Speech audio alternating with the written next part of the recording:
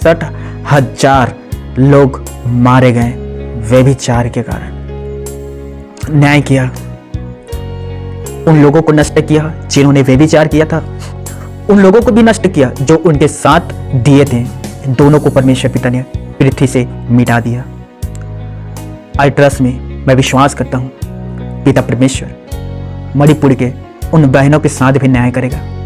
मैं विश्वास करता हूँ परमेश्वर के कलाम पर, मैं विश्वास करता हूँ उसके न्याय पर, और मुझे विश्वास है बहुत ही जल्द आप पेपर न्यूज के द्वारा यह सुनने में आपको मिलेगा।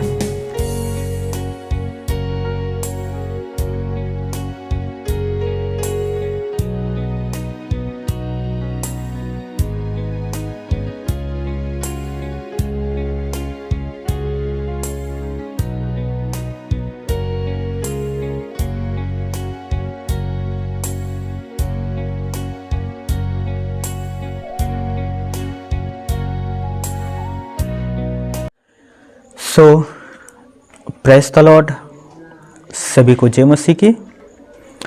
पिता परमेश्वर और हमारे उद्धारकर्ता प्रभु यीशु के जिंदा जलाल कुदूस पाक नाम में मैं अगेश्वर वर्मा आप सभी का दिल से सलाम और स्वागत करता हूं हमारे इस YouTube चैनल पर।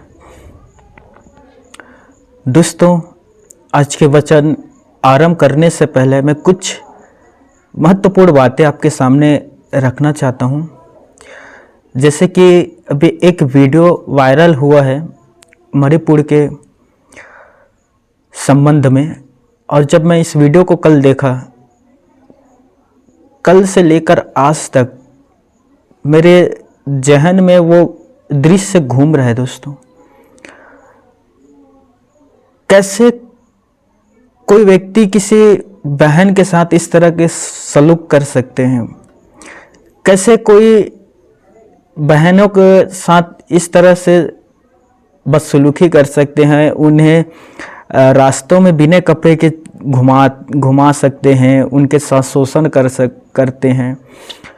मुझे जब मैं उस वीडियो को देखा मेरा हाथ कांप रहा था। दोस्तों, खुदा मुझे माफ़ करे, मैं उस वीडियो को शेयर नहीं कर सका, क्योंकि किसके पास भेजूं? मेरे भाई विश्वासी, मेरी बहन विश्वासी, क्योंकि मैं उसे भेजने में हिम्मत ही नहीं हुआ दोस्तों कि उस वीडियो को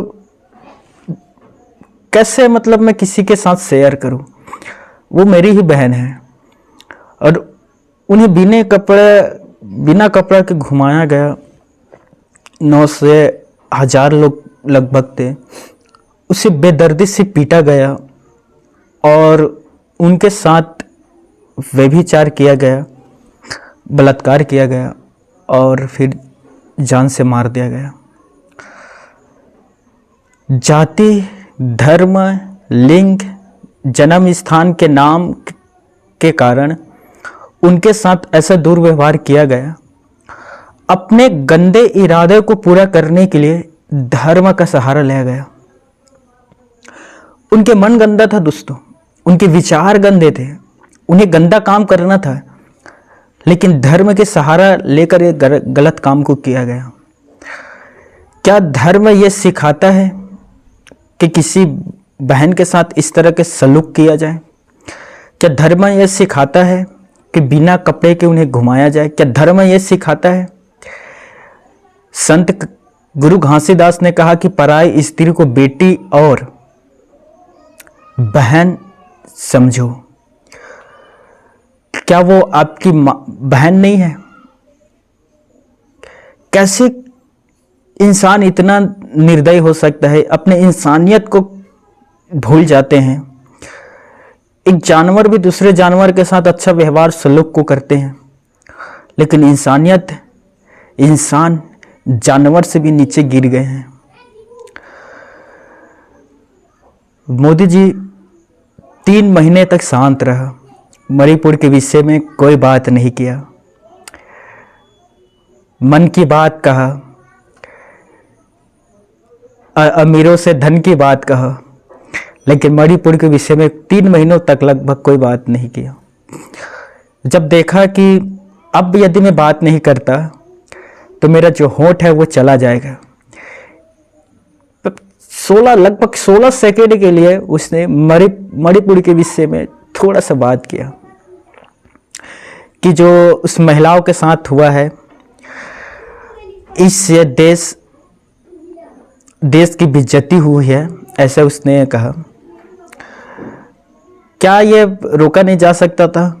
क्या पहले ही स्टैंड नहीं लिया जा सकता था? लिया जा सकता था, रोका जा सकता था। सिर्फ एक बहन के साथ नहीं, वहाँ पत्रकार कहते हैं कि बहुतों के साथ ऐसा हुआ है, बहुतों के साथ वहाँ गलत काम किए गए हैं, लेकिन शासन प्रशासन उन्हें अरेस्ट नहीं किया है। अब सोचिए, जब शासन प्रशासन उन्हें अरेस्ट नहीं करेगा, गिरफ्तार नहीं करेगा, तो जो लोग गलत काम कर रहे हैं क्या वो और तेजी से गलत काम नहीं करेंगे?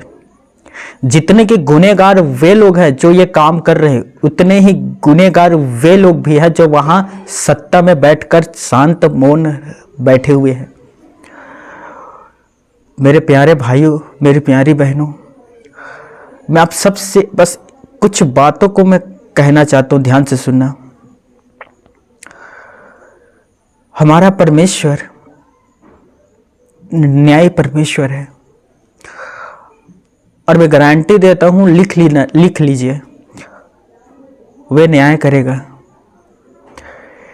इंसान यदि सुधरता नहीं है, इंसान इस तरह के बुरा व्यवहार को करते रहेगा, तो वो दिन दूर नहीं है कि सदोम और अमोरा के जैसा हाल ना हो। वो दिन दूर नहीं है जब आकाश से आग के बरसा ना हो। वो दिन दूर नहीं है जब विरोधियों को परमेश्वर पिता भस्म करेगा, क्योंकि बाइबल में लिखा है हमारा परमेश्वर जलन रखने वाला और जल उठाने वाला परमेश्वर है। इब्रानियों के पुस्तक 12 के 29 में लिखा है कि हमारा परमेश्वर भस्म करने वाले आग है। याद रखिए दोस्तों, जब हम उत्पत्ति की पुस्तक पढ़ते हैं तो वहाँ हमें स्पष्ट रीति से वहाँ लिखा है कि सदोम और अमोरा का पाप और चिल्लाहट बढ़ गया था दोस्तों। और जो काम आज हमारी बहनों के साथ किया गया है, उनका पाप, उनके कुकर्म, उनके अधर्म परमेश्वर की दृष्टि से छिपा नहीं है। बहनों की चिल्लाहट, बहनों के वो रोना, बहनों को वो आंसू खुदा के नजर से छिपा नहीं है। याद रख लीजिए, वो दिन दूर नहीं है, दूर नहीं है जब ये लोग खुदा के सामने भस्म किया जाएगा। इसी प्रकार इसी से संबंधित बाइबल में एक घटना है। न्यायों 19 अध्याय से वो घटना आरंभ होता है। ध्यान से सुनना दोस्तों, थोड़ा सा मैं संक्षेप में आपके सामने रख रहा हूं, कहानी आपको याद होगा। बाइबल पर लिखा है, द बाइबल सच कहता है, एक लेवी था, परमेश्वर का सेवा करने वाला व्यक्ति, और उसकी एक पत्नी थी। उसकी पत्नी अपने मैके गई हुई थी। कुछ दिन के बाद प्रभु के दास ने अपनी पत्नी को लाने के लिए अपने ससुराल गया। कुछ दिन वहां रुका। कुछ दिन रुकने के बाद वो अपनी पत्नी को साथ लेते हैं और वो घर से निकल जाता है अपने घर के लिए। जब वो अपने घर के लिए मार्ग में ही था, सूर्य अस्त होने लगा। अब जैसे सूर्य अस्त होने लगा तो एक नगर में गया दोस्तों, जो पास में था नगर। जैसे कि आप और हम अक्सर करते हैं कि यदि हम कहीं जा रहे हैं और हमें पता चलता है कि आगे रास्ता ठीक नहीं है, खराब रास्ता है और अंधेला होने वाला है, तो हम किसी अच्छे नगर में रुक जाते हैं। उसी प्रकार से लेवी और उनके पत्नी, प्रभु का दास और उनके पत्नी गिब्बा नामक एक नगर में रुका। और जैसे ही गिब्बा नामक एक नगर में गया तो वहां एक चौक था दोस्तों। उसी चौक के पास वो, उनके पत्नी, कुछ उनके दास थे वो, और गधा और उनका कुछ चारा साथ में थे। रात हो गया था, चौक में भी आराम कर रहे थे, किसी के घर में नहीं गया था। तो वहीं एक बूढ़ा व्यक्ति आता है उनके पास और उनसे कहता है कि मैं यहाँ परदेसी होकर रह रहा हूँ, मेरा जो घर है वो एप्रेम नामक नगर में मेरा घर है, लेकिन मैं यहाँ परदेसी रह रहा हूँ गिब्बा नामक नगर में। तो उस बूढ़े व्यक्ति ने कहा उस लेवी से और उनके पत्नी, उनके सेवकों से कि आप सभी हमारे घर चलें और हमारे घर रहें। और परमेश्वर के अनुग्रह से मैं आप लोगों के खातिरदारी करना चाहता हूँ। तो लेवी और उनके पत्नी और उनके जो सेवक थे, गधा, सब उनके घर में गया दोस्तों। रात का समय था और जैसे ही घर में गया, वो भाई जो एप्रेम नगर के वहाँ परदेसी होकर रह रहे थे, उसने खाना तैयार किया।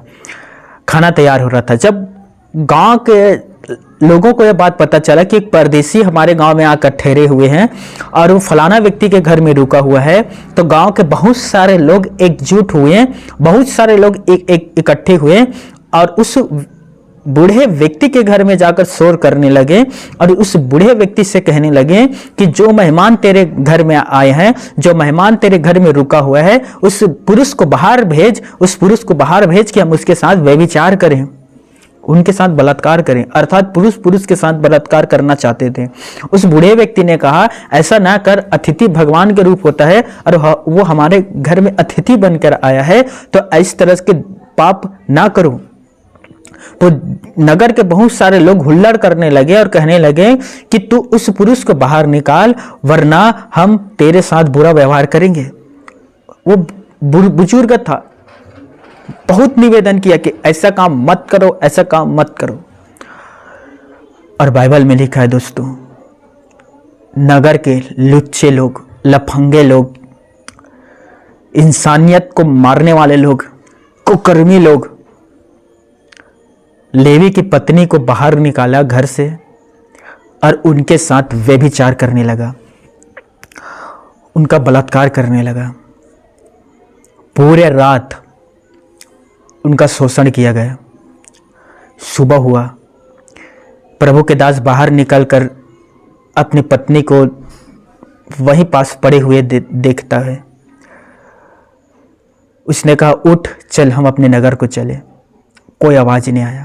उसने दोबारा पुकारा, उठ चल, हम घर को चलते हैं। कोई आवाज नहीं आया। उसके पति ने पत्नी को चेक करके देखा और पत्नी मरी पड़ी हुई थी। लेवी ने यह संदेश इजराइल के 12 गोत्रों तक पहुंचाया। हर एक गोत्र तक ये संदेश गया कि मेरी पत्नी के साथ ऐसा ऐसा हुआ है, मेरे पत्नी के साथ शोषण किया गया, मेरे पत्नी का जान ले लिया गया है। याकूब के 12 पुत्र था और वही 12 पुत्र 12 गोत्र बना। 12 गोत्र तक ये बात गया। जब यह संदेश हर एक गोत्र के पास गया, यहूदा, लेवी, समोन, इसकार, जबूल और यीशु, बिन्यामीन, सारे गोत्रों तक गया दोस्तों। इतना वे लोग खेदित हुए, इतना वे लोग दुखी हुए और उन लोगों ने कहा कि आज तक इजराइल में इस तरह की घटना कभी नहीं घटा है। आज तक किसी बहन के साथ ऐसा व्यवहार नहीं किया गया है। आज तक किसी बहन को इस तरह से उनको मृत्यु नहीं किया गया है। ये कौन है जो इस तरह के गंदा काम, लुच्चापन किए हैं। सारे गोत्र एक जगह इकट्ठे हुए हैं और सारे गोत्रों ने निर्णय लिया कि जिसने भी एक कुकर्म के काम किए हैं उसे हम इस पृथ्वी से मिटा देंगे। दोस्तों, जब मणिपुर के हम उस वीडियो को देखें, उस वीडियो को देखकर सच में मैं इतना खेदित हुआ, मैं इतना दुखी हुआ कि मैं सोच रहा था यदि खुदा मुझे अथॉरिटी अधिकार देता, मैं उन लोगों को जिंदा में फांसी में चढ़ा देता। मैं कुछ देर के लिए ये सब सोचा। मैं सच बात आपके सामने रख रहा हूँ। आप लोग सोच रहे होंगे कि प्रभु के दास इस तरह से कैसे सोच सकता है।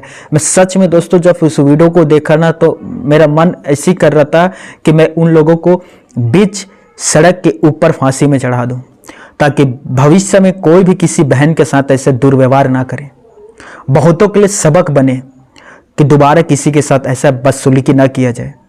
इजराइल के लोगों को जब पता चला कि एक बहन के साथ पूरे रात शोषण किया गया, इस एक बहन के साथ पूरे रात नगर के लोगों ने बलात्कार किया गया और सुबह वो मृत पाया गया है, तो सारे गोत्र के लोग इकट्ठे हुए और कहा जिसने भी एक गंदा काम किया है उसे हम इस पृथ्वी से मिटा देंगे। पता लगाया दोस्तों कि किसने गंदा काम किया। जांच पड़ताल हुआ, पता चला कि बिन्यामीन के गोत्र के लोगों ने यह गलत काम किया है। तो बिन्यामीन के गोत्र के लोगों से कहा कि जिन जिन लोगों ने काम किया उन्हें तू हमें सौंप, उन्हें तू हमें दे कि हम उसे मारेंगे। ऐसे लोगों को पृथ्वी में जीने का अधिकार नहीं है। जो महिलाओं के साथ इतना बदसलूकी का काम किए हैं। लेकिन बिन्यामीन के जो गोत्र के जो लोग थे, उन्होंने कहा हम उन लोगों को आपको नहीं सौंपेंगे, उन लोगों को हम बचाएंगे, जो करना है कर लो। इजराइल के 12 गोत्र, याकूब के 12 गोत्र थे, 12 पुत्र, 11 पुत्र एकजुट हो गए। बिन्यामीन को छोड़कर दोस्तों 11 लोग एकजुट हुए और उनके पास लाखों लाखों सैनिक थे, और उन 11 ने निर्णय लिया कि हम बिन्यामीन का नष्ट कर देंगे, उन्हें हम मार देंगे। और दोस्तों परमेश्वर ने वहां न्याय किया। परमेश्वर ने वहां उस बहन के साथ, उनके पति के साथ न्याय दिलाया। आपको पता होगा युद्ध हुआ, एक तरफ एक गोत्र था, दूसरे तरफ 11 गोत्र था, और इन 11 गोत्रों ने बिन्यामीन अपने ही भाई के ऊपर आक्रमण किया। और बाइबल में लिखा है लगभग 66 हजार लोग मारे गए व्यभिचार के कारण।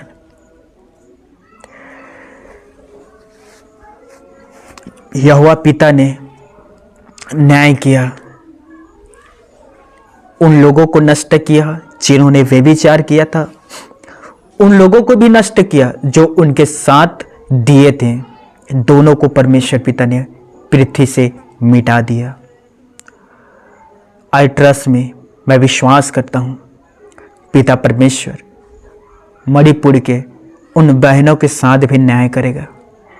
मैं विश्वास करता हूँ परमेश्वर के कलाम पर, मैं विश्वास करता हूँ उसके न्याय पर, और मुझे विश्वास है बहुत ही जल्द आप पेपर न्यूज के द्वारा यह सुनने में आपको मिलेगा।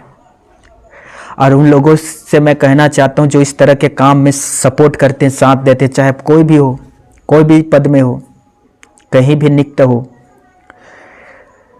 आप किसी दबाव की वजह से, किसी कारण से आपने अन्याय का साथ दिया, लेकिन याद रखिए खुदा आपको देख रहा है, उससे आप बच नहीं सकते, वो जरूर न्याय करेगा। परमेश्वर ने देखा, आप सभी ने पढ़ा होगा उत्पत्ति के पुस्तक में, परमेश्वर ने देखा आदम और हव्वा दोनों नंगे हैं। परमेश्वर ने एक जानवर को मारकर उनके चमड़े को उन दोनों को पहनाया, और आज के हमारे लोगों को देखे, आज के मनुष्यों को देखे, वे उनके कपड़ों को उतार रहे हैं। हमारा भारत देश एक ऐसा देश है जहां मूर्ति को कपड़ा पहनाया जाता है और हमारी बहनों के कपड़ा उतारा जाता है। हमारा भारत ही देश एक ऐसा देश है दोस्तों जहां अपने परिवार वालों का सम्मान किया जाता है, आदर किया जाता है, लेकिन दूसरे के बीबी का, दूसरे के बेटी का कपड़ा उतारा जाता है। एक ही घटना नहीं है, कुछ साल पहले मैंने और कुछ वीडियो को देखा था। ये तंत्र मंत्र करने वाली स्त्री है, महिला है, इसीलिए इसे बिना कपड़े का घुमाया गया। मैंने एक वीडियो देखा था जिसमें प्रेमी करने वाले को गांव वालों ने पकड़ा और उस लड़की को बिना कपड़े का घुमाया गया था। इस तरह के काम करके क्या समझते हो? बहादुरी का काम किया? इस तरह के काम करके क्या समझते हो कि हमने श्रेष्ठ काम किए हैं? याद रखिए, आपने जिस बहनों के साथ इस तरह का व्यवहार किए हैं वो दिन दूर नहीं है। समय के घड़ी चलता रहता है। आज उनके साथ हुआ है, कल आपके परिवार के साथ भी होगा।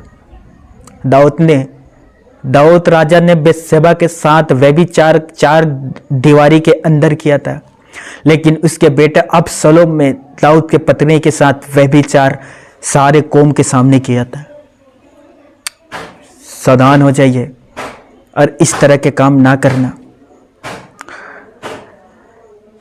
हम एक पद को पढ़ेंगे दोस्तों, मेरे साथ आप सभी निकालना। निर्गमन 20 अध्याय, निर्गमन 20 अध्याय और उसके 14 पद को हम पढ़ेंगे। ये 10 आज्ञा है जिसे यहोवा पिता ने मूसा को सीनै पर्वत में दिया था, और 10 आज्ञा में से एक आज्ञा परमेश्वर का ये था जो हम पढ़ने के लिए जा रहे हैं। तो आप सभी पवित्र शास्त्र बाइबल से निकाल लीजिए। निर्गमन 20वें अध्याय और उसके 14 पद। यहाँ लिखा है वचन पर, तू व्यभिचार ना करना। पिता परमेश्वर अपने पढ़े गए वचन पर हम सभी को आशीष दे। बाइबल में लिखा है कि व्यभिचार, गलत काम करना ईश्वर के नज़र में पाप है, गुनाह और अपराध है, और जो कोई भी व्यभिचार करता है वो अपना प्रतिफल पाएगा। मुझे एक घटना याद आ रहा है दोस्तों। एक बहन थी, वो नगर में घूमने के लिए गया कि मैं इस नगर के लोगों से मुलाकात करूं, इस नगर के बहनों के साथ मुलाकात क्यों करूं और उनसे पूछूं कि नगर कैसा है, ये नगर में क्या क्या काम है जो होता है। तो एक बहन थी, जवान बहन थी, वो नगर में घूमने के लिए गई। वहाँ एक व्यक्ति था जिसका नाम शकेम था। शकेम ने उस स्त्री को, इस बहन को देखी जिसका नाम दीना था। उसे देखा और देखते ही देखते उससे प्यार करने लगा, और यदि वो उससे प्यार करता था तो उससे बात करता, मैं आपको चाहता हूँ, आप भी मुझे चाहे, मैं आपसे शादी करना चाहता हूँ। नॉर्मली ये होता है जैसे आज हम लोग जानते हैं। लेकिन इस शकेम ने जैसे ही दीना बहन को देखा, उसे पकड़ा और एक जगह पर ले जाकर उसके साथ व्यभिचार किया। ये उत्पत्ति की पुस्तक में लिखा है दोस्तों। और दीना जो था वो याकूब के बेटी था। उसके साथ व्यभिचार किया, उसके साथ बात करने लगा और कहा कि मैं आपसे शादी करना चाहता हूं।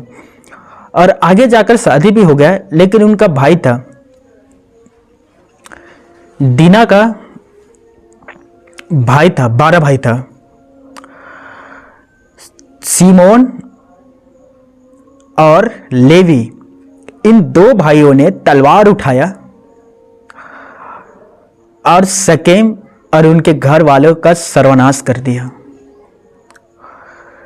मेरे प्यारे भाइयों, मेरी प्यारी बहनों, मेरे बात को ध्यान से सुनिए। परमेश्वर पिता सदोम और अमोरा का विनाश किया क्योंकि वहां का पाप और चिल्लाहट बढ़ गया था।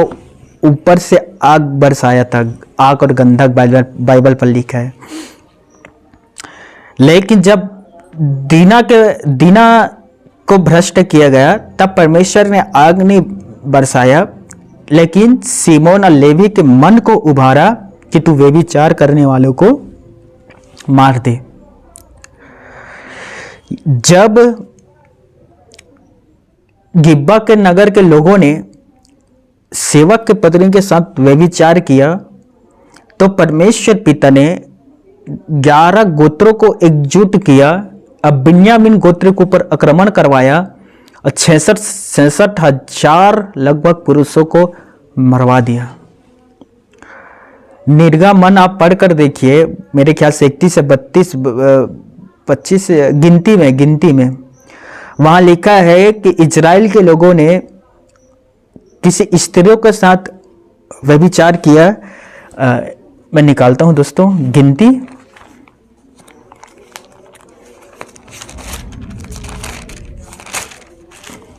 मेरे ख्याल से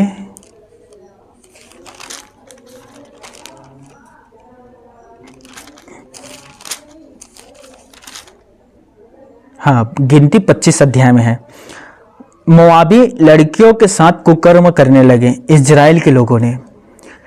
और यहाँ परमेश्वर की क्रोध इन लोगों पर बरसता है, अपने ही लोगों, इजराइल के लोगों के ऊपर क्रोध बरसता है, और परमेश्वर पिता उनके बीच में महामारी को भेजता है। महामारी जैसे अभी कोविड-19 आया है ना, कोरोना वायरस, उसी प्रकार से उस समय इजराइल के लोगों के ऊपर महामारी भेजा।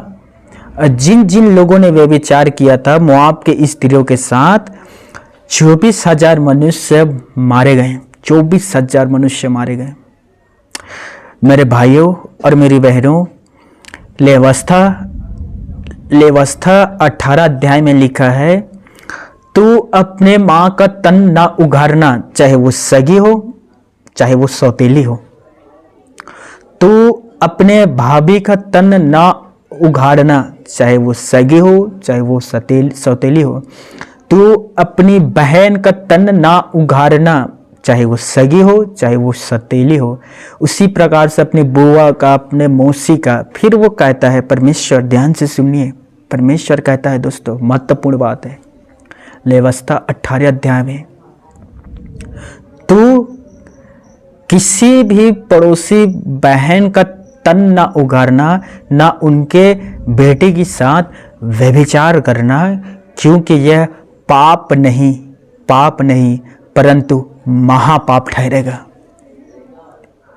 मेरी बात समझ रहे हो?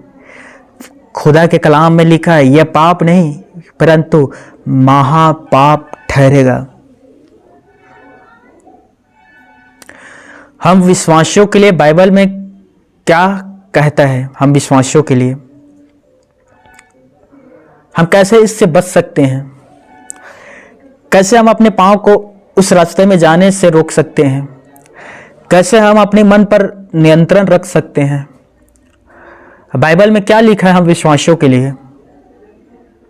भजनकार ने कहा, मैं तेरे धर्ममय नियम के कारण, तेरे धर्ममय वचनों के कारण प्रतिदिन 7 बार उपवास करता हूं। क्या हम उपवास करें कि हम व्यभिचार पर ना गिरे?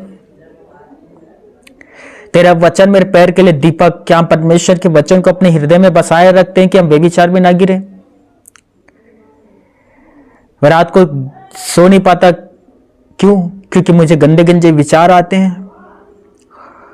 मैं रात को अच्छे से सोने की कोशिश करता हूं, मैं सो नहीं पाता, क्यों? जब मैं सोता हूं तो मेरे सपने में कुछ बहनें आते हैं, कुछ भाई आते हैं।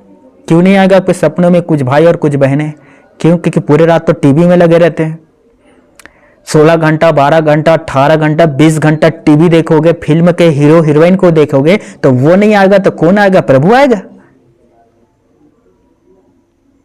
कुछ लोग तो ऐसे रहते हैं कि जो 20-20 घंटा टीवी देखते हैं। कुछ लोग तो ऐसे रहते हैं 20-20 घंटा मोबाइल को चलाते हैं, हमेशा मोबाइल पर लगे रहते हैं, रील बनाना, रील को देखना और एंजॉय करना। तो आपके सपने में भूत नहीं आएगा तो क्या प्रभु आएगा? मुझे बताइए ना, कौन आएगा आपके सपने में? फिर आप आकर कहते हैं, प्रभु प्रभु, मेरे आसमानी मेरे प्रभु, मेरे स्वर्गीय मेरे प्रभु, मेरे अब्बा मेरे पिता, मुझे सपने में ये गंदे गंदे विचार, सपने में ये क्यों आता है? ये गंदे विचार मेरे मन पर क्यों आता है? तो प्रभु भी नहीं कहेगा, जिसमें ज़्यादा समय बिताएगा वो ही तो तेरे सपने में आएगा। मेरे साथ समय बिता। 1 कुरिन्थियों में लिखा है, जो कोई प्रभु के साथ संगति रखता है उसके साथ एक आत्मा हो जाता है। हालेलुया। जो कोई प्रभु के साथ संगति रखता है वे 2 नहीं परंतु एक आत्मा हो जाता है। सोचिए, आप यदि परमेश्वर के साथ संगति रखना आरंभ करोगे तो आपका आत्मा और परमेश्वर के आत्मा दोनों कनेक्ट होता है, जुड़ता है। फिर ये 2 नहीं, एक हो जाते हो। और सोचिए, जब पवित्र आत्मा और आपका आत्मा जब दोनों एक हो जाएगा, बुरा विचार आएगा? बुरे सपना आएगा? नहीं। लेकिन 1 कुरिन्थियों 6वें अध्याय और उसके 18 पद में लिखा है, जो कोई गलत काम के साथ संगति रखता है वे अपने देव के विरुद्ध पाप करता है। क्योंकि जितने पाप है मनुष्य जो पृथ्वी पर करता है वो देव के बाहर करता है, लेकिन जो व्यभिचार करता है वो अपने देव के विरुद्ध पाप करता है, पवित्र आत्मा के विरुद्ध पाप करता है।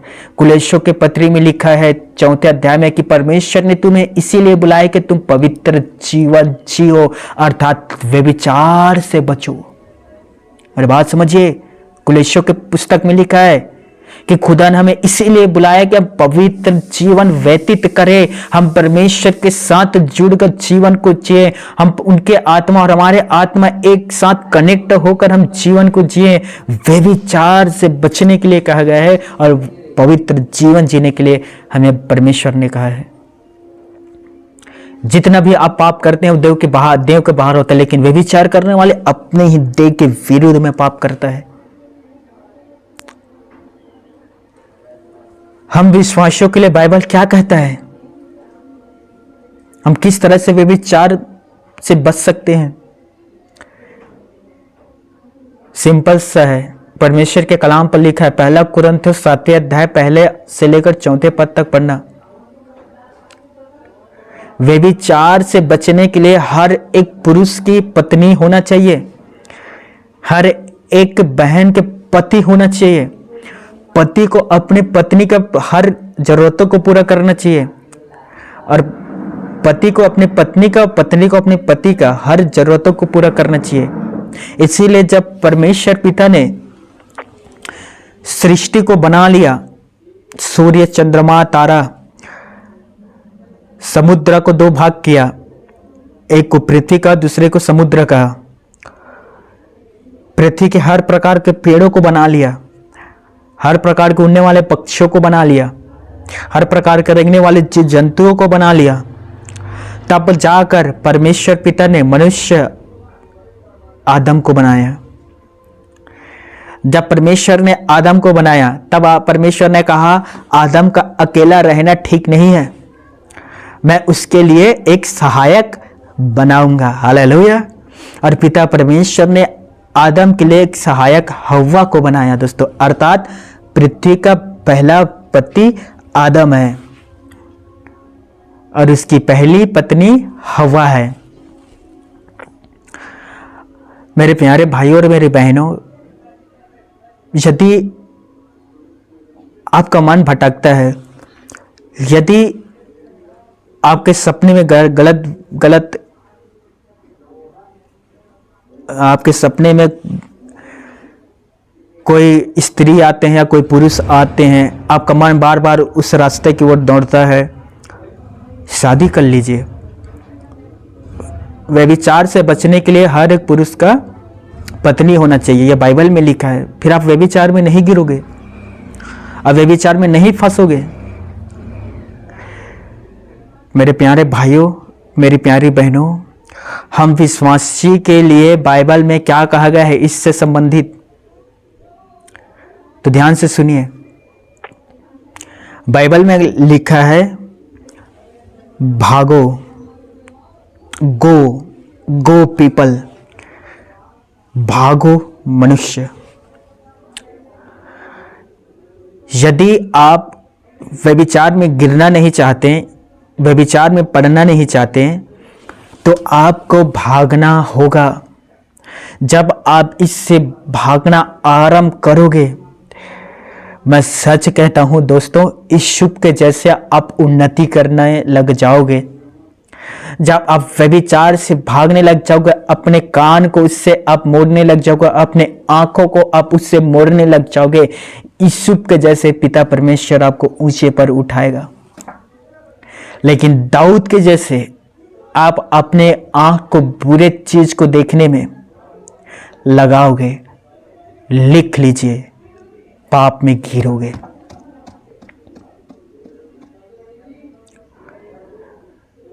आपको भागना होगा, भागे।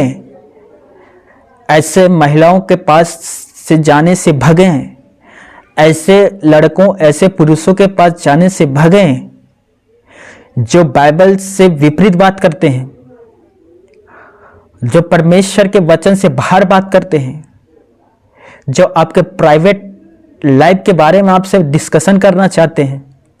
ऐसे लोगों के पास जाने से भागे। देखिए, हम हर दिन आए दिन पेपर, टीवी, न्यूज इन सब में देखते हैं और पढ़ते हैं कि फलाना बहन फलाना बैगों के पास गया, फलाना बहन फलाना प्रचारकों के पास गया, फलाना बहन फलाना कथावाचक के पास गया और उन बहनों के साथ शोषण किया गया, उन बहनों के साथ गलत काम किए गए। ऐसे लोगों के पास कभी ना जाना जिसके विषय में आप जानते नहीं हैं। और मैं आप विश्वासी भाई बहन से भी कहना चाहता हूं, जब भी आप किसी बहन के यहाँ प्रार्थना करने के लिए जाते हैं, जब भी बहनें किसी भाई के यहाँ प्रार्थना करने के लिए आप जाते हैं, अकेले ना जाना। अपने साथ, यदि आप शादीशुदा हैं तो अपनी पत्नी को लेकर जाओ, यदि आप शादीशुदा तो अपने पति को लेकर जाओ, अकेले ना जाना। और जब आप किसी के घर में पहुंच जाते हैं प्रार्थना करने के लिए, ध्यान से सुनिए विश्वासियों, जब आप किसी के घर में पहुंच जाते हैं प्रार्थना करने के लिए तो कुछ बातों को ध्यान रखना। सर्वप्रथम ध्यान से सुनिए, जब भी आप किसी के घर में जाकर प्रार्थना करने के लिए जाते हैं, दरवाजा कभी बंद ना करना, दरवाजा खुला रखना, पहला चीज। दूसरा चीज, यदि वो बहनें हैं और अभी अभी वो प्रभु में आई है या वो प्रभु को उतना ज़्यादा गहराई से नहीं जानती है, तो आप उसके पास जाकर सिर पर हाथ रखकर प्रार्थना जल्दी ना करना। यदि आपके साथ बहनें गए हैं तो उन बहनें से कहो कि आप उनके लिए प्रार्थना करें। और विशेष बात, किसी भी भाई या किसी भी बहन से आप फोन पर अत्यधिक बात करते हैं, बहुत ज़्यादा, ध्यान से सुनना, हर एक लड़की लड़का ध्यान से, यदि आप बात करते हैं किसी भी बहन से, कम बात करिए, बहुत कम बात करिए। और जब भी आप बात करते हैं तो बाइबल में लिखा है, पहला थिमुथियुस 5वें अध्याय में 2-3 पद में, स्त्री को पूरे पवित्रता से बहन जानकर समझा दे। तो जब भी आप किसी बहन से बात करते हैं तो उसे बहन ही करके बात करें, क्योंकि बहुत सारे लोग अपने आप को अति पवित्र समझते हैं और बाकी जो बहनें या बेटी होते हैं उनसे उनके नाम लेकर बात करते हैं और कहीं ना कहीं धीरे धीरे ना चाहते हुए भी उनका मन उधर भटकना आरंभ कर देते हैं। और बहनें, जब कभी आप किसी भाई से बात करते हैं, पुरुष से बात करते हैं, तो उससे भाई समझ कर नहीं, भाई ही है वो आपका, और इस तरह से आपको बात करना है, क्योंकि थिमुथियुस पर यही लिखा है कि भाई समझकर उन्हें समझा दे, बहन समझकर उन्हें समझा दे, कोई बुजुर्ग महिला है तो माता समझकर उन्हें समझा दे, कोई बुजुर्ग पुरुष है तो उन्हें पिता जानकर समझा दे। और तो व्यभिचार के बारे में तो बाइबल में लिखा है दोस्तों, थिमुथियुस में, पहला और दूसरा दोनों थिमुथियुस में लिखा है, व्यभिचार से भागो। ध्यान से सुनिए, पहला थिमुथियुस 4 अध्याय 12वें पद,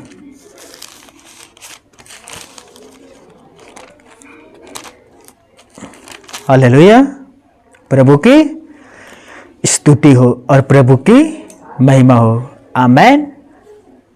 देखिए, पहला थिमुथियुस 4 अध्याय और उसके 12 पद, कोई तेरी जवानी को तुच्छ न समझने पाए, पर वचन और चाल चलन और प्रेम और विश्वास और पवित्रता में विश्वासियों के लिए आदर्श बन जा। हालेलुया, दूसरे के लिए आदर्श बन जा। दूसरा थिमुथियुस 2 अध्याय और 22 पद, दूसरा थिमुथियुस 2 अध्याय 22 पद, यहां लिखा है, जवानी की अभिलाषा से भाग, और जो शुद्ध मन से प्रभु का नाम लेते हैं उनके साथ धर्म और विश्वास और प्रेम और मेल मिलाव का पीछा कर जवानी के अभिलाषा से भाग, जैसे यूसुफ जवानी के अभिलाषा से भागा जब पोतीफार की स्त्री ने कहा मेरे साथ संबंध बना, यूसुफ भागा। फिर यूसुफ कुछ दिन के बाद गया, फिर उससे हंसते और मुस्कुराते हुए पोतीफार के पत्नी ने कहा मेरे साथ सो, यूसुफ भागा। तीसरे बार यूसुफ फिर उस स्त्री के घर गया क्योंकि यूसुफ वहां काम करता था। तीसरी बार उस स्त्री ने उसके कपड़े को पकड़ी, खींची अपनी तरफ और कहा मेरे साथ सो। यूसुफ इस बार भी भागा, अपने कपड़े को छोड़कर भागा। मेरे प्यारे भाइयों, मेरी प्यारी बहनों, नीति वचन पर सुलेमान ने कहा उनकी सुंदरता देखकर उन्हें पाने की अभिलाषा ना कर, वे तुझे अपने आंखों के पलकों से फंसाने ना पाए। नीति वचन अध्याय 5:3, पराई स्त्री दूसरे की स्त्री के होठों से मधु टपकता है, फिसल ना जाना। दोस्तों मेरी बात को समझिए, फिसल ना जाना।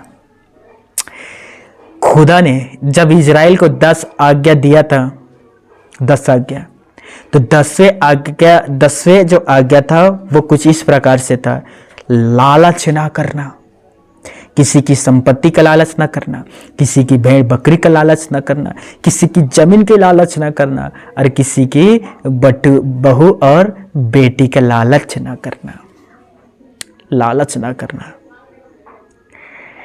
हर एक पुरुष के लिए खुदा ने एक स्त्री बनाया है, हर एक के लिए खुदा ने एक जीवन साथी बनाया है। खुदा ने देखा आदम अकेला है, हव्वा को बनाया, वो आपके लिए भी एक सुंदर जीवन साथी बना कर रखा है। सब्र करिए, धीरज रखिए, धीरज धरे रहे, बहुत ही जल्दी वो आपको मिलेगा। यदि आप शादीशुदा हैं, खुदा ने आपको आपके जीवन साथी आपको दे दिया है, तो दूसरे के पत्नी के ऊपर डोरा ना डालिए, दूसरे के पत्नी के ऊपर लालच ना करिए, दूसरे के पत्नी को देखकर गंदे गंदे विचार मत लाइए, दूसरे के पति को देखकर लालच ना करिए। यह पाप नहीं परंतु महापाप है। यीशु ने क्या कहा दोस्तों? तुम सुन चुके हो कि कहा गया था मत्ती 5:27 कि व्यभिचार ना करना।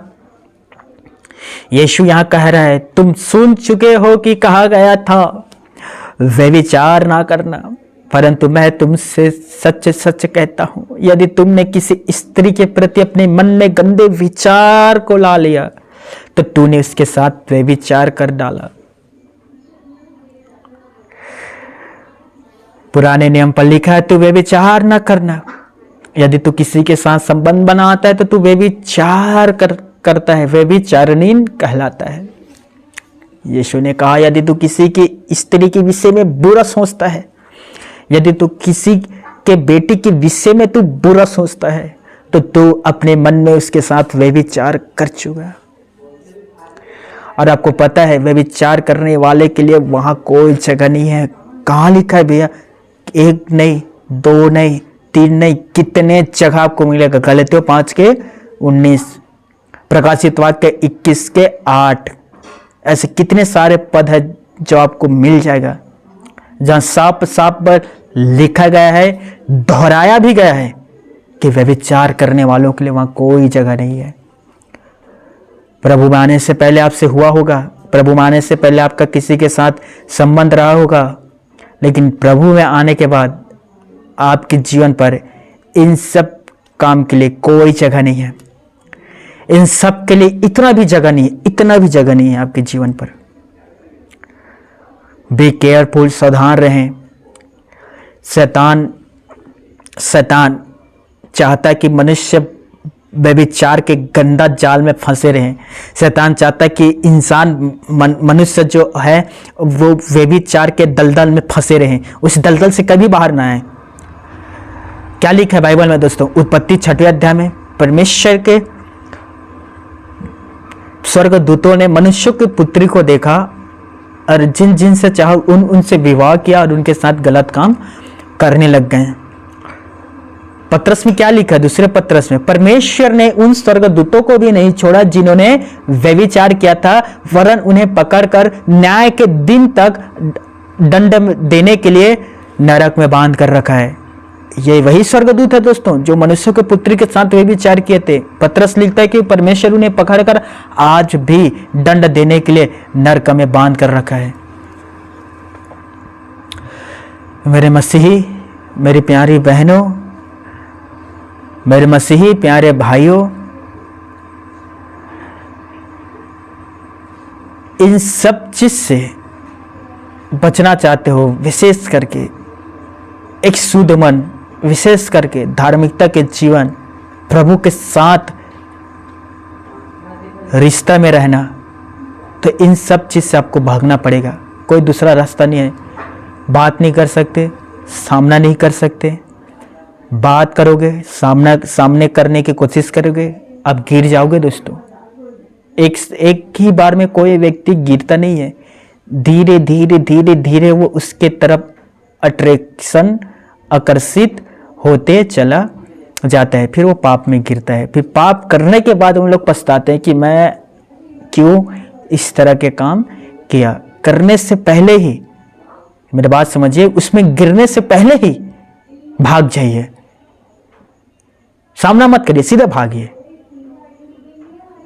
हमारे भवन के एक भाई मुझे बता रहा था, भैया मैं खेत में जब काम करने के लिए जाता था तो वहाँ कुछ बहनें भी काम करने के लिए आते थे और कुछ भाई भी काम करते थे। तो मैंने देखा कि एक स्त्री थी जो मुझसे हंस हंस कर बात करती थी और मैं भी उससे धीरे धीरे बात करने लगा। कुछ दिन के बाद वो स्त्री मुझे छूने लगी, मुझे गलत लगा। वो भाई शादीशुदा है। फिर वो लड़की थी दोस्तों, ध्यान से सुनिए, वो लड़की थी और ये शादीशुदा भाई है। फिर वो लड़की उसे छूने की कोशिश करने लग गई।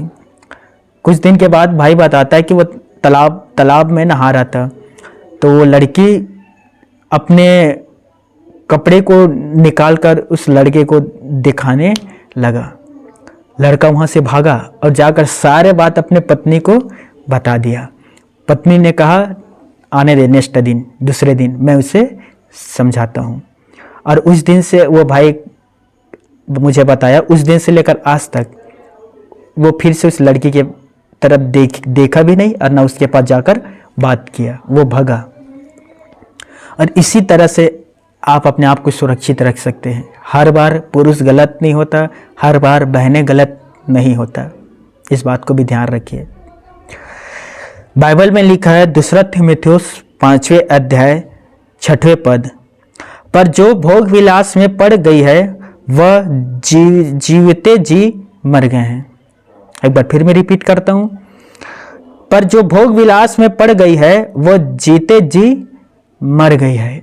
जो इस तरह के जीवन को आज पृथ्वी पर बिता रहे हैं, जो व्यभिचार में पड़े हुए हैं, जो दूसरे के पत्नी के साथ गलत कर रहे हैं, दूसरे के बेटे के साथ गलत कर रहे हैं, चाहे वो जवान हो या शादीशुदा हो, परमेश्वर की नज़र में वो जीते जी मर चुका है, डेड पीपल। तो मेरे प्यारे भाइयों, मेरी प्यारी बहनों, 2-3 बातें हैं जो आज मैंने आपके सामने रखा। पहला, परमेश्वर न्याय करता है और वो मणिपुर की उन बहनों के साथ न्याय करेगा। दूसरा, किसी के प्रति मन में कुछ गलत ना सोचे। मन सबसे अधिक धोखा देने वाला है। कोशिश करें अच्छी चीज़ों को सोचने के लिए, कोशिश करें परमेश्वर के वचन को सोचने के लिए, कोशिश करें अच्छे संगति में बैठकर बात करने के लिए, कोशिश करें परमेश्वर की आराधना को सुनने के लिए, कोशिश करें। देखिए, कोशिश करने वालों का हार नहीं होता। यदि हम कोशिश करना ही छोड़ देंगे तो हम गिरेंगे ही पाप में, लेकिन कोशिश करेंगे और परमेश्वर के ऊपर भरोसा रखेंगे, जरूर हम विजय पाएंगे दोस्तों। हालेलुया। अपने मन को शुद्ध रखें, अच्छी चीज़ों को सोचें। तीसरा, यदि कोई किसी के प्रति गलत सोचता है तो वो पाप नहीं परंतु महापाप होता है, इस बात का भी ख्याल रखें। और सबसे आखिरी, चौथा, किसी के भी संपत्ति, बेटी और बहू पर लालच ना करना। एक और है, 5वां, यदि आप इस तरह के काम में फंसे हुए हैं, भोग विलास में आप फंसे हुए हैं, तो आप मरे हुए व्यक्ति हैं परमेश्वर की नज़र में। और आपको पता है कि मरा हुआ व्यक्ति और जो मर चुका है व्यक्ति, उनके लिए परमेश्वर के घर में कोई जगह नहीं है मरा हुआ व्यक्ति के लिए। जीवित ही परमेश्वर के राज्य में पहुंच सकता है। मत्ती रचित सुसमाचार 22वें अध्याय में यीशु ने कहा है, क्या तुम्हें नहीं पता मैं अब्राहम का परमेश्वर हूं, मैं इसहाक का परमेश्वर हूं, मैं याकूब का भी परमेश्वर हूं, मैं मुर्दों का नहीं परंतु जीवतों का परमेश्वर हूं। तो मेरे भाई, मेरे बहन, यदि आप इस तरह से किसी न किसी प्रकार से आप फंसे हुए हैं, किसी से अधिक बात करने के द्वारा, किसी को देखकर अंदर अंदर ही चाहना, किसी को देखकर बुरे विचार को करना, तब मरे हुए व्यक्ति हैं। प्लीज निवेदन है मेरा, खुदा के पास आए, परमेश्वर से माफी मांगे। रहब वेश्या के नाम यीशु मसीह की वंशावली में पाए जाते हैं। सही समय पर इसने पश्चाताप किया, इसीलिए आज उसका नाम यीशु के वंशावली में है। पपने स्त्री यीशु के चरणों में गिर पड़ी, रोने लगी, अपने आंसू को बहा दे, अपने सिर के बाल से पोंछने लगा, उसके पैर में इत्र मला। यीशु ने कहा, मेरे बेटी, तेरे विश्वास ने तुझे बचा लिया, जा फिर से पाप ना करना, मैं तेरे पाप को क्षमा कर दी, चले जा, अच्छे जीवन बिता। मेरे प्यारे भाइयों, मेरी प्यारी बहनों, परमेश्वर ने इंसान को अपने स्वरूप और समानता में बनाया, संपन्न बनाया, अधिकार दिया, मनुष्यों को अधिकार दिया सारे जंतुओं पर, सारे पक्षियों पर, समुद्र की मछलियों पर, और कहा फलो फलो पृथ्वी को अपने वश में कर लो। लेकिन पाप के वजह से, गलत काम के वजह से शैतान ने मनुष्यों के अधिकार को छीन लिया। ट्रस्ट में विश्वास करें, यदि आप मन फिराकर आज यीशु के पास आओगे, यीशु मसीह आपको वो अधिकार फिर से लौटा देगा। आप फिर से इन सब के ऊपर अधिकारी बन जाओगे। अधिकार आपको वो देगा दोस्तों। खोए हुए अभिषेक को यीशु मसीह लौटा देगा। आपके द्वारा एक नहीं, दो नहीं, परंतु ननम प्रकार के अद्भुत मिरेकल काम होगा। हालेलुया। एलिशा के जैसे परमेश्वर पिता आपको अपने राज्य के लिए यूज करेगा। और ये सब कुछ तभी होगा दोस्तों जब आप व्यभिचार से भगोगे। और एक बार एक कोशिश करके देखिए, परमेश्वर आपको बहुत ऊपर उठाएगा दोस्तों, बहुत ही ऊपर। तो ये 5 बातें जो आपके सामने आज मैंने रखा, प्लीज ध्यान दीजिए। यदि इनमें से एक भी आपके जीवन पर है, इनमें से एक भी काम यदि आप करते हैं, तो यीशु मसीह आपके पास नहीं है। अब ठनठनाते हुए झांझ, ठनठनाते हुए पीतल झंझनाते हुए झांझ के समान हो। इन 5 में से एक भी आपके अंदर है, तो यीशु मसीह आपके अंदर नहीं है। इन 5 में से एक भी काम आप करते हो, तो आप परमेश्वर के काम कदापि नहीं कर सकते दोस्तों। इस बात को याद रखना। इसीलिए मेरे प्यारे भाइयों, मेरे बहनों, द बाइबल से, खुदा के कलाम कहता है, अपने अंदर झांक कर देखो क्या मसीह तुम्हारे अंदर है। यदि आप अपने अंदर झांक कर देखते हैं और मसीह तुम्हारे अंदर नहीं है, तो तुम जांच में निकम्मे निकले हो। क्या तुम नहीं जानते कि तुम परमेश्वर के मंदिर हो? यदि आप परमेश्वर के मंदिर है, तो आपके अंदर ही तो यीशु रहेगा ना। किसी जानवर के अंदर थोड़ी रहेगा, किसी पेड़ के अंदर थोड़ी रहेगा, किसी पहाड़ के अंदर थोड़ी रहेगा, किसी पक्षी के अंदर थोड़ी रहेगा, वो आपके अंदर रहेगा, क्योंकि आप परमेश्वर के मंदिर हो। वो आपके अंदर आपका अपना आत्मा को भेजेगा, वो खुद आपके अंदर विराजमान होगा। तो अपने अंदर झांक कर देखिए, क्या यीशु मसीह आपके अंदर है? हालेलुया। आइए हम मिलकर एक छोटा सा प्रार्थना करते हैं। हे हमारे आसमानी परम पिता, मेरे परमेश्वर, प्रभु यीशु के नाम से मैं प्रार्थना करता हूं। पिता, मेरा अब्बा पिता परमेश्वर, जो भी घटना उन बहनों के साथ घटा है पिता, जो सच में दुखदाई और वेदना से भरा हुआ है पिता, उसे देखकर मैं बहुत ही ज़्यादा खेदित हुआ। मेरा आंख से आंसू निकला पिता। वो तेरी बेटी और मेरी बहन थी पिता। पिता परमेश्वर, उनका न्याय कर पिता, क्योंकि कलाम पर लिखा है बदला लेना और बदला देना तेरे हाथ में है पिता। आज वो बहन तेरे साथ तेरे राज्य में है पिता,